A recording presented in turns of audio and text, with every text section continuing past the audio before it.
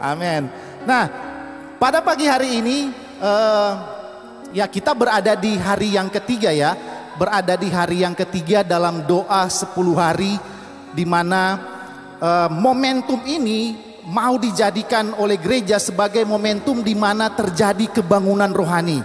Ya, di mana semua jemaat, harapan kami di doa 10 hari ini kita mengalami terobosan demi terobosan, dan kita mengalami yang namanya dipenuhi oleh Roh Kudus. Dipenuhi oleh Roh Kudus. Nah, oleh sebab itu tema khotbah saya pada pagi hari ini adalah Empower by the Holy Spirit ya. Empower by the Holy Spirit. Nah, kita percaya bahwa ketika Roh Kudus memenuhi kehidupan kita, kita akan mampu melakukan hal-hal yang luar biasa di dalam kehidupan ini. Amin. Yang percaya katakan amin. Ya. Nah, oleh sebab itu, mari selama 10 hari ini engkau tetap setia, engkau jangan jemu-jemu untuk datang di rumah Tuhan, untuk kita berdoa menyembah Tuhan, diajar oleh kebenaran-kebenaran firman Tuhan yang akan memberkati kehidupan kita. Amin.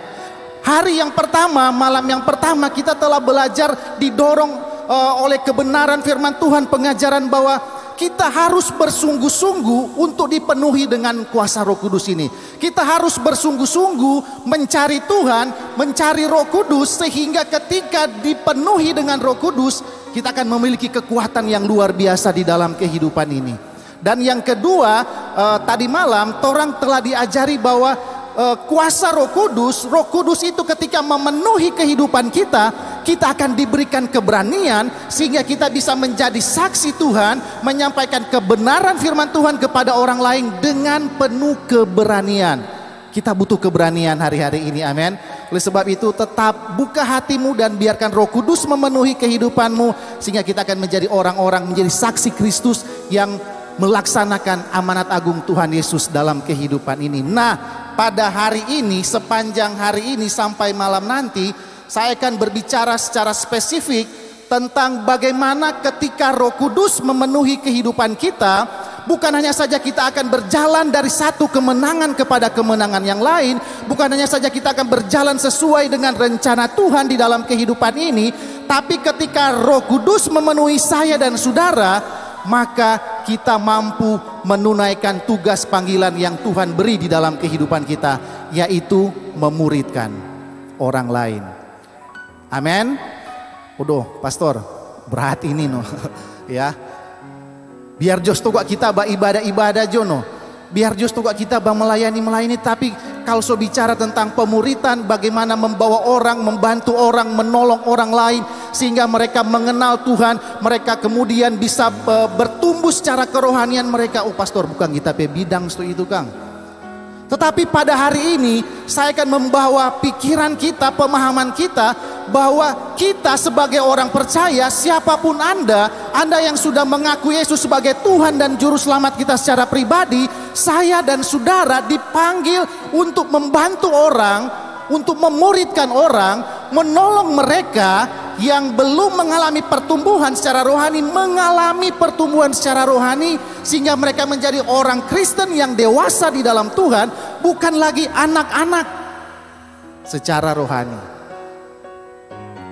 Nah, saya berharap mindset kita mulai diubahkan perlahan-lahan, sehingga kita, oh benar ya, bahwa saya ternyata bukan hanya dipanggil untuk menjadi pengikut Kristus, tetapi menjadi orang yang melaksanakan tugas tanggung jawab yang Tuhan percayakan di dalam kehidupan ini. Nah, Bapak Ibu Saudara, kalau kita membaca Alkitab, kita baca kisah para rasul, peristiwa sesudah kenaikan Tuhan Yesus, kan Tuhan Yesus memberi 2 perintah kepada murid-murid pada waktu itu.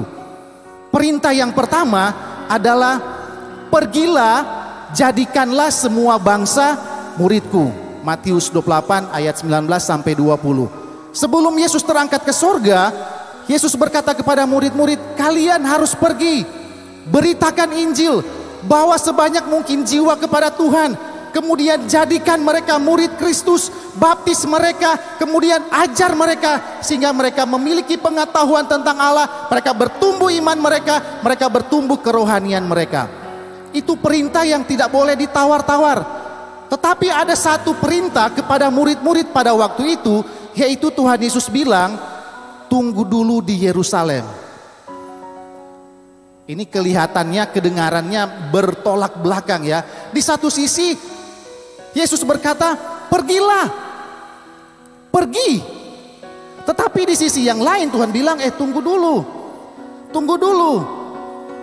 Tunggu di Yerusalem untuk menantikan janji Bapa, yaitu Roh Kudus. Nah, dengan pengertian bahwa sebelum orang percaya, sebelum murid-murid Tuhan pergi keluar, sebelum kita sebagai orang Kristen menunaikan tugas kita, memuridkan orang lain, melayani orang lain, maka sangat-sangat penting untuk kita dipenuhi dengan kekuasaan, dengan kekuatan yang daripada Tuhan. Di-empower, dipenuhi dengan kuasa Roh Kudus.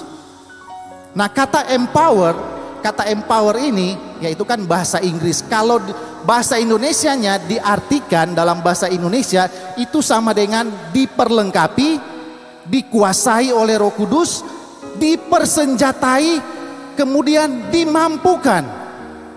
Nah, ketika Roh Kudus memenuhi kehidupan kita, maka percayalah dialah yang akan menguasai kehidupan kita, dia yang akan memberikan kekuatan dalam kehidupan kita, dialah yang akan memperlengkapi kehidupan kita, dialah yang akan mempersenjatai kehidupan kita dalam tanda kutip, sehingga kita mampu melakukan tugas tanggung jawab kita, yaitu memuridkan orang lain. Jadi betapa penting dalam kehidupan kita dipenuhi dengan kuasa Roh Kudus, sehingga kita menjadi saksi Tuhan yang efektif, membawa dampak di dalam kehidupan ini.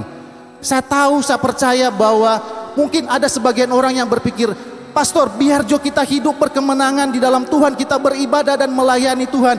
Tetapi ada tugas, ada tanggung jawab yang lebih daripada itu ketika kita menjadi orang percaya, ketika kita menjadi orang Kristen, adalah membantu orang lain supaya mereka juga menjadi orang yang dewasa di dalam Tuhan. Itu yang namanya pemuritan. Nah, ada seorang yang bernama Edmund Chan. Dia berkata begini, pemuritan itu adalah proses membawa orang ke dalam hubungan yang benar dengan Tuhan. Jadi Anda dan saya, kita yang sudah diajar, kita yang sudah banyak mengerti, maka tugas kita adalah memuridkan orang lain, artinya membawa orang lain, membantu orang lain memiliki hubungan yang benar dengan Tuhan.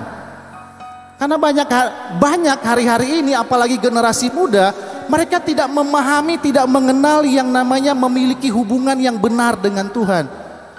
Dan sudah menjadi tanggung jawab kita yang sudah dewasa, yang sudah diajar untuk mengarahkan mereka.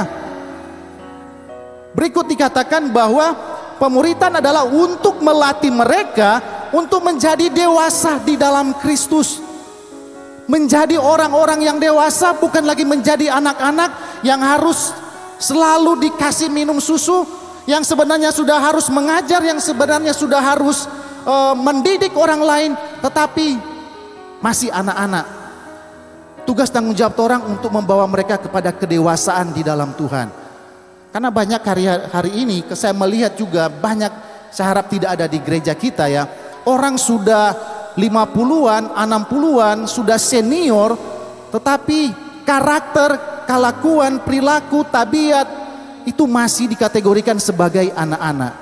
Ya, saya sempat dengar, sempat lihat Pastor Ramli menggambarkan ada orang yang sudah tua lalu masih suka minum dot, ya, pakai dot, masih suka minum dot.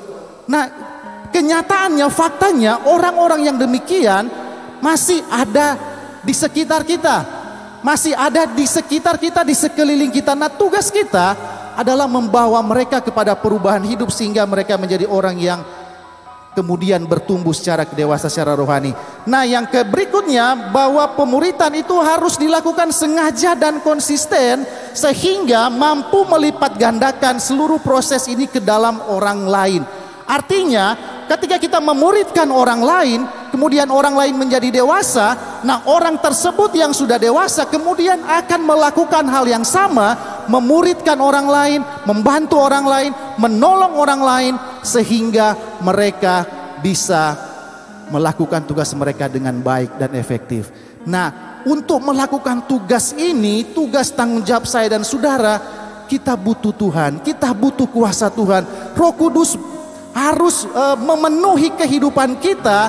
Roh Kudus harus memperlengkapi kehidupan kita, mempersenjatai dengan senjata-senjata yang dahsyat luar biasa yang Tuhan sudah kasih dalam kehidupan kita, untuk kita pergunakan untuk membantu orang lain, menolong orang lain supaya mereka tidak lagi menjadi anak-anak, tapi mereka bertumbuh dewasa di dalam Tuhan. Setiap kita yang ada di tempat ini, Tuhan mau pakai untuk kita mau terlibat di dalam yang namanya gerakan pemuritan. Pemuritan itu bukan event ya. Pemuritan itu bukan seperti Bible study. Pemuritan itu bukan seperti event-event yang dilakukan oleh gereja. Walaupun event tersebut adalah bagian dari pemuritan, tetapi pemuritan itu adalah sebenarnya proses yang berlangsung seumur hidup. Itu berlangsung seumur hidup, di mana kita diajar, di mana kita dikasih tahu yang benar, di mana kita dididik supaya kita mengetahui kebenaran firman Tuhan. Dan kemudian kita akan menjadi orang yang dewasa, yang kemudian bisa memuridkan orang lain. Diberdayakan oleh Roh Kudus seharusnya menjadi kerinduan dan tujuan terbesar di dalam kehidupan kita sebagai orang percaya, untuk kemudian kita bisa memuridkan orang lain. Diberdayakan, dipimpin atau dikuasai oleh Roh Kudus, diperlengkapi oleh Roh Kudus, harusnya kita sebagai orang Kristen itu menjadi kerinduan kita yang terbesar, menjadi tujuan dalam kehidupan kita, supaya kita bisa diberikan kemampuan untuk melakukan yang namanya pemuritan, yang seperti arti yang saya baru sampaikan tadi, menolong orang lain. Mereka naik level, mereka naik iman mereka, pengetahuan mereka benar tentang Tuhan dan sebagainya. Ini seharusnya menjadi kerinduan kita semua sebagai orang percaya yang masih hidup sampai saat ini. Ya, karena betapa penting kita melakukan tugas, karena pemuritan itu adalah isi hatinya Tuhan. Memang di satu sisi memenangkan jiwa itu sangat penting. Tetapi setelah dimenangkan, setelah orang jadi percaya, what next? Apa yang harus dilakukan selanjutnya? Selanjutnya adalah orang muridkan mereka supaya mereka menjadi murid-murid Kristus. Nah, pada saat ini saya akan berbicara tentang dua alasan kenapa saya dan saudara, kenapa gereja harus diberdayakan, harus dimampukan oleh Roh Kudus dalam kita menolong orang lain menjadi orang yang dewasa di dalam Tuhan. Apa alasannya? Kenapa kita harus menunggu? Kenapa kita harus dipenuhi dengan kuasa Tuhan? Kenapa kita harus diperlengkapi? Kenapa orang harus dikuasai oleh Roh Kudus sendiri di dalam kita menolong orang lain, di dalam kita memuridkan orang lain? Nah, mari orang buka firman Tuhan di dalam Matius 28 ayat 18 sampai yang ke-20. Ketika melihat Dia, mereka menyembahnya. Ketika murid-murid melihat Tuhan Yesus, mereka menyembahnya. Tetapi beberapa orang ragu-ragu. Sekalipun sudah jadi murid, ternyata ada yang masih ragu-ragu ketika melihat Tuhan Yesus. Dan ini sebenarnya masih ada sampai hari ini. Banyak orang yang beribadah kepada Tuhan, banyak orang yang melayani Tuhan hari-hari ini, tetapi masih ada keraguan, masih ada kebimbangan. Benar ini Tuhan, apa yang saya lakukan, apakah ini sesuai dengan kehendak-Mu atau tidak? Masih ada keraguan-raguan, masih kurang percaya kepada kuasa Tuhan. Dan ini terjadi pada zaman dulu juga, sebelum Yesus terangkat ke surga. Lalu kemudian Yesus mendekati mereka dan berkata kepada mereka semua, termasuk kepada yang ragu-ragu ini, Dia bilang, kepadaku telah diberikan segala kuasa di surga dan di bumi. Segala kuasa, segala kekuatan itu ada padaku. Mau di sorga, mau di bumi, mau di mana saja, kuasa itu ada pada saya. Ini perkataan Tuhan Yesus. Setelah Dia bilang begitu, Dia lanjutkan, karena itu kuasa itu ada pada saya. Dia bilang, karena itu pergilah, jadikanlah semua bangsa muridku, dan baptislah mereka dalam nama Bapa dan Anak dan Roh Kudus, dan ajarlah mereka melakukan segala sesuatu yang telah kuperintahkan kepadamu, dan ketahuilah aku menyertai kamu senantiasa sampai kepada akhir zaman. alasan yang pertama kenapa kita harus diberdayakan oleh Roh Kudus dalam hal kita menolong orang lain, memuridkan orang lain adalah karena hidup yang diberdayakan oleh Roh Kudus akan memampukan saya dan saudara, akan memampukan kita semua untuk menjadi murid Kristus dan kemudian mampu memuridkan orang lain. Simpelnya, tanpa kuasa Tuhan yang bekerja menguasai kita, menolong kita, memberikan kekuatan pada kita, saya dan saudara, orang tidak akan mampu menjadi murid Tuhan, menjadi murid Kristus dan kemudian melaksanakan tugas pelayanan untuk memuridkan orang lain. Orang tidak mampu tanpa Tuhan. Orang lemah, manusia lemah, senior pastor lemah, orang semua penuh dengan kekurangan, dengan kelemahan. Nah, supaya orang menjadi murid Kristus dan melaksanakan tugas pelayanan pemuritan, orang butuh kuasa Tuhan. Orang butuh Tuhan. Pergilah, jadikanlah semua bangsa muridku.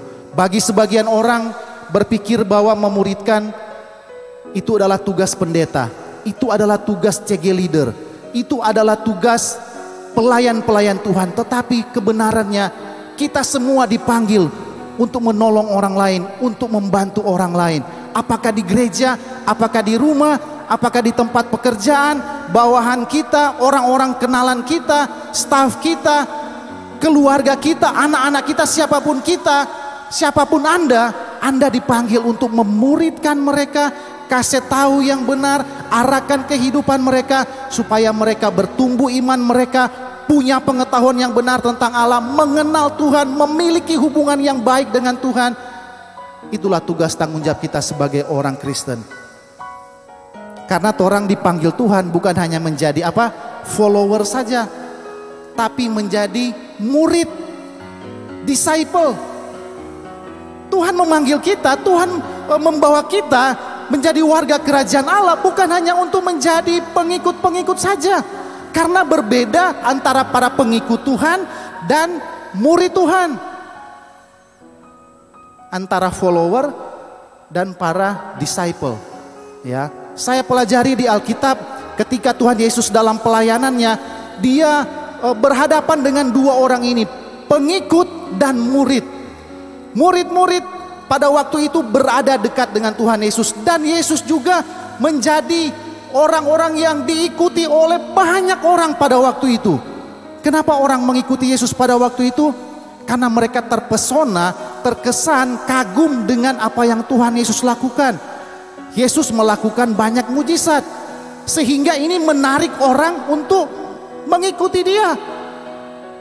Nah, pengikut seperti itu hanya kagum, hanya ingin mengejar berkat-berkatnya Tuhan, tanpa mau terlibat di dalam pelayanan. Itu beda antara pengikut dan murid. Murid-murid ketika Yesus melayani, ketika dia berada, murid-murid ini yang membantu melayani. Tetapi pengikut pada waktu itu hanya mau dikasih makan. Tetapi murid-murid, saya dan saudara, itu harus terlibat untuk memberi makan orang lain. Bukan hanya tunggu dikasih makan. Itu kualitas yang berbeda antara pengikut Tuhan dan murid-murid Tuhan. Nah, kita dipanggil untuk menjadi murid Kristus, bukan hanya menjadi orang Kristen yang puas beribadah, berdoa, sudah cukup. Tapi orang dipanggil untuk menjadi seorang murid Tuhan yang mau terlibat dalam pekerjaan pelayanan Tuhan, membantu orang lain, menolong orang lain. Dan ini tantangannya sangat berat. Untuk orang saja menjadi murid, itu orang butuh pengorbanan yang luar biasa. Orang butuh kekuatan yang dari kekuatan Tuhan untuk kita mampu menjadi murid. Karena untuk menjadi murid itu kan harus diajar. Untuk menjadi murid Tuhan itu harus ditegur, mungkin dipimpin. Dan tidak semua orang suka untuk ditegur. Tidak semua orang suka mau untuk diarahkan. Tidak semua orang mau punya kerelaan hati untuk belajar. Nah, seorang murid supaya dia menjadi yang sesuai dengan rancangan Tuhan, dia harus mau diajar, dia harus mau ditegur, dia harus mau diarahkan. Ngana soba ke sana, kembali ke sini. Itu bukan jalan yang benar. Itu kualitas seorang murid.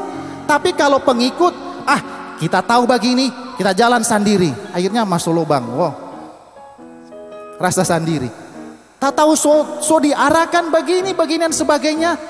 Seorang murid adalah seorang yang mau taat kepada arahan, teguran dari pemimpin-pemimpin rohaninya. Dan itulah yang Tuhan mau, kita menjadi murid Tuhan. Kita harus punya kerelaan hati untuk belajar. Dan kalau tidak ada Roh Kudus dalam kehidupan kita, kita tidak akan mampu menjadi murid Tuhan. Kita tidak akan mampu menjadi murid Tuhan. Dan kuasa Roh Kudus juga akan memampukan kita supaya kita mampu menjadi orang-orang yang seperti Tuhan Yesus bilang, pergi jadikanlah semua bangsa murid Tuhan. Setelah engkau dimuridkan, dalam proses engkau dimuridkan, maka itu juga waktu yang tepat untuk engkau memuridkan orang lain. Jadi jangan tunggu kita so saleh sekali, orang so punya standar kehidupan seperti firman Tuhan, baru wisuda lalu kemudian memuridkan. Bukan seperti itu. Tetapi sembari kita dimuridkan, maka kita juga harus menolong orang lain. Itu yang dinamakan proses pemuridan yang benar. Bukan nanti orang tunggu sudah sempurna, so begini, standar orang sudah seperti yang Alkitab katakan, baru orang mau memuridkan, menolong orang lain. Bukan seperti itu. Tapi Tuhan mau, sementara Anda dimuridkan, maka kita juga harus memuridkan orang lain. Amin. Haleluya. Orang para pastoral dimuridkan oleh senior pastor, ya. Senior pastoral tim penggembalaan memuridkan para excellent leader, para elder yang orang namakan. Elder memuridkan yang namanya CG leader, dan CG leader memuridkan yang namanya anggota CG leadernya. Jadi orang semua berada dalam proses pemuridan, dalam siklus dimuridkan dan memuridkan. Senior pastor juga sebagai pemimpin tertinggi orang, dia dimuridkan oleh orang yang di atasnya, pemimpin tertingginya. Jadi orang sementara ada dalam tahap yang namanya memuridkan, dimuridkan dan memuridkan orang lain. Ya, itu yang Tuhan mau terjadi dalam kehidupan kita. Orang akan dimampukan menjadi murid Kristus, memiliki kualitas murid Kristus dan dimampukan itu hanya karena Tuhan, karena kuasa Tuhan dalam kehidupan ini. Oleh sebab itu saya mengencourage, mari hadir 10 hari ini, ya. Hadir 10 hari ini dan percaya ketika engkau sungguh-sungguh untuk menyembah Tuhan, memuji Tuhan, meminta kepada Tuhan, maka karunia-karunia Roh Kudus itu akan diaktifkan dalam kehidupan kita sehingga kita mampu menjadi orang-orang percaya yang memuridkan orang lain. Yang kedua, yang terakhir, mengapa orang harus diberdayakan? Mengapa orang harus diperlengkapi? Mengapa orang harus dikuasai, dipimpin oleh Roh Kudus di dalam hal memuridkan? Adalah karena tugas memuridkan adalah tugas yang tidak mudah. Tugas memuridkan, menolong orang lain, membuat orang lain jadi dewasa di dalam Tuhan, memiliki pengenalan yang benar akan Tuhan, itu tidak mudah. Itu penuh dengan tantangan, penuh dengan rintangan, penuh dengan kesukaran-kesukaran. Oleh sebab itu, betapa penting saya dan saudara, orang yang dipanggil untuk memuridkan orang lain, kita benar-benar harus bergantung penuh kepada Tuhan. Orang harus benar-benar bergantung kepada kuasa Tuhan. Dan kita akan dimampukan ketika Roh Kudus memenuhi kehidupan saya dan saudara. Kita akan dipimpin, bukan hanya kita mengalami kemenangan demi kemenangan dalam hidup ini, tetapi kita juga akan mampu melihat ketika Tuhan bekerja dalam hidup kita, kita bisa melihat orang diubahkan. Kita akan bisa melihat orang lain yang dari dahulunya bobrok kemudian dipulihkan menjadi orang yang bersemangat, antusias untuk mengikut Tuhan dan melayani Tuhan. Dan kita bisa melewati semua tantangan pergumulan itu hanya karena Tuhan yang memampukan kita semua. Firman Tuhan berkata bahwa kalau orang bisa berubah, kalau orang bisa bertobat, mengaku Yesus Tuhan sebagai Tuhan dan Juru Selamatnya, mau diarahkan, mau dipimpin, itu bukan karena kita, bukan karena kita jago khotbah, bukan karena kita jago mengajar, bukan karena kita jago melayani, tapi Tuhan bisa pakai semua itu. Tetapi di atas segala-galanya itu karena Tuhan yang bekerja di dalam kehidupan ini. Kalau gereja ini boleh melihat ada orang-orang yang dipulihkan, orang-orang yang orang layani kemudian boleh mengalami berkat-berkat, boleh mengalami kehidupan yang diubahkan, Itu semua hanya karena pekerjaan Tuhan kepada gereja ini, kepada orang-orang yang ada di dalamnya. Tantangan begitu berat untuk memuridkan orang lain. Bayangkan, torang memuridkan orang lain, banyak orang di sekeliling torang, dorang punya kepribadian yang berbeda-beda. Mereka punya kemauan yang berbeda-beda. Mereka dengan kepribadian kolerik, plekmatis yang berbeda-beda itu punya cara yang berbeda-beda untuk menangani mereka. Dan torang butuh hikmat daripada Tuhan. Torang butuh kuasa daripada Tuhan, supaya torang bisa melakukan tugas tanggung jawab dalam kehidupan kita. Kenapa torang harus diberdayakan? Karena tantangannya sangat berat. Selain tantangan dari dalam diri kita, dalam gereja, tantangan dari luar. Ingat, kerajaan kegelapan tidak senang dengan apa yang torang lakukan. Kerajaan kegelapan itu berusaha memasukkan hal-hal yang tidak benar kepada anak-anak kita, kepada orang-orang yang di sekeliling kita. Beberapa berapa minggu lalu ya, saya ajak anak saya Kenneth untuk nonton. Ya, nonton. Saya pikir wah pasti filmnya bagus. Karena saya tidak lihat trailernya, saya langsung nonton film Doctor Strange itu. Ya, saya pikir pasti akan menghibur. Tapi ketika saya masuk, saya lihat, aduh kita menyesal sekali ada bawa Kenneth Bauni. Karena bukannya mendapatkan pendidikan yang bagus, tetapi dia melihat itu sihir-sihir, ilmu klinik dan sebagainya yang sebenarnya tidak boleh diajarkan kepada anak-anak. Sampai dia di kursinya dia langsung coba gaya-gaya. Dia mau buka dan tuh portal ke apa itu. Untung dia enggak pakai cincin. Kalau dia pakai cincin sudah pulang tuh orang. Ya, saya menyesal.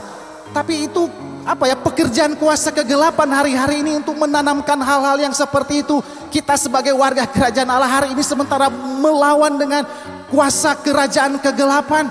Mereka tidak senang kalau anak-anak kita datang beribadah. Mereka tidak senang kalau anak-anak kita menjadi orang-orang yang melayani Tuhan.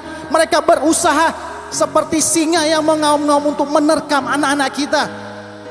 Hati-hati Bapak Ibu Saudara jemaat. Apa yang ditonton, apa yang dilihat oleh anak-anak kita. Torang harus memuridkan mereka. Kalau bukan torang yang muridkan mereka, bioskop yang akan muridkan mereka. Kalau bukan torang yang muridkan mereka, TV yang akan muridkan mereka. Kalau bukan torang yang muridkan mereka, kasih tahu yang benar, YouTube, TikTok, Facebook yang akan muridkan dorang. Karena perkembangan teknologi yang begitu gila-gilaan hari ini. Sebab itu sadarlah, torang butuh Tuhan. Torangnya nak mampu merubah torang pe anak-anak remaja sekarang ini beda tukang dengan anak-anak remaja zaman torang. Ya, kalau mereka suka dengan sesuatu, dorang bilang, kata ilmu psikologi bilang, jangan langsung bilang ndak boleh. Karena dorang pe otak katanya belum berfungsi, belum terbentuk secara sempurna, harus dikasih mengerti. Resikonya ini, kalau kamu berbuat ini, kamu akan menghadapi ini, dikasih mengerti. Jangan langsung cut, ndak boleh. Di bioskop, ndak boleh. Pipa teman, tidur teman, ndak boleh. Tapi torang katanya harus kasih paham, kasih mengerti. Dan ini tugas tanggung jawab kita sebagai orang tua, sebagai orang yang sudah dimuridkan, sudah kenal Tuhan, sudah banyak mendapatkan pelajaran kebenaran firman Tuhan. Dan torang butuh Tuhan, butuh kuasa Tuhan. Selama 10 hari ini, biar kita bersungguh-sungguh mencari Tuhan. Biar kita bersungguh-sungguh menunggu. Kalau engkau belum dibaptis oleh kuasa Tuhan, belum bisa mungkin menerima karunia-karunia, datang terus kepada Tuhan, meminta dengan tidak jemu-jemu kepada Tuhan. Maka Tuhan akan hadir dalam kehidupanmu. Roh Kudus akan memenuhi kehidupanmu. Dan kita akan dimampukan menjadi murid-murid Tuhan. Kita mampu memuridkan orang lain. Apapun tantangan yang begitu berat hari-hari ini, percayalah, kalau kita bersama dengan Tuhan, kita akan melihat hasil. Banyak orang bertobat, banyak orang dimuridkan, banyak orang menjadi murid Tuhan, dewasa di dalam Tuhan, melayani Tuhan bersama-sama bagi kerajaan Allah di tengah-tengah dunia ini. Mari tundukkan kepalamu di hadapan Tuhan.